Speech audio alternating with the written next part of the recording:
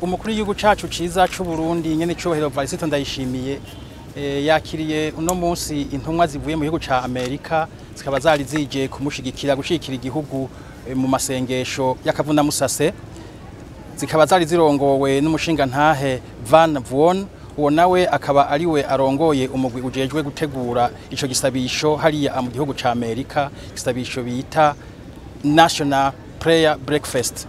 Ahejeje kubaha ikaze no kubipfuriza ibihe vyiza mu gihugu cyacu c'u Burundi, yaciye abagira ku muriri ivyiza vyinshi vy'u Burundi, guhera ku mazi meza kandi menshi dufise mu Burundi, mbere amazi agaburira isi yose ugiye kubiraba neza, ugaca no ku butaka bwacu burimwo ibintu vyinshi, burimwo ubutaka bwinshi, mbere burimwo ibintu usanga bironderwa cyane mu bihugu byo kwisi byo no kwita les minéraux stratégiques.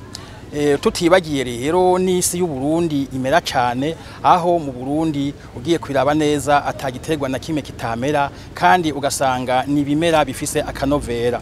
Ntiyagarukiye ngaho, yaciye ababwira n'ibijanye n'amahoro, amahoro haba hano mu Burundi n'amahoro haba no mu karere turimwo.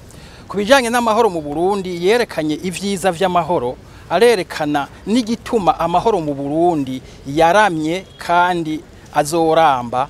Yavuze ati twebwe mu Burundi nukubera twahisemwo ko ibisanzwe bidutandukanya twobikura mu nkota n'imiriro tukabitereka ku meza y'ibiganiro, hanyuma gutyo ntihabe nyagutsindwa, ahubwo hatsinda Burundi. Yaciye mbere yawe naho n'akarorero ko kuvuga yuko n'igihugu duhana urubibe ca Republika Iharanira Demokarasi ya Kongo cyo bigira nkuko abarundi natwe twabigize, nabo imiryango yose ubwoko bwose bakicara bakaja mu biganiro bakumvikana, kandi bakabijamwo ata muntu wo hanze arinze kubatera igitsure. Izo ntumwa nazo mu gufata ijambo zavuze yuko zije ego kwifatanya n'umukuru w'igihugu, kwifatanya n'u Burundi muri kino gisabisho twita ururimi rw'icongereza National Prayer Breakfast. Mu Burundi tukaba na twebwe tugikora, mbere uno munsi ico gisabisho kikaba cakozwe ku gihe tangabo kigira 16. Murumva yuko ni kwa kubagara ubucuti, murumva yuko ni kakarenge kabagara ubumwe, kagafuni nako kabagara ubumwe arakarenge, kuko murazi yuko n'umukuru w'igihugu aherekejwe n'umutambukanyi wiwe mu kwezi kwa kabiri bari bagiye muri Amerika kwitaba ico gisabisho.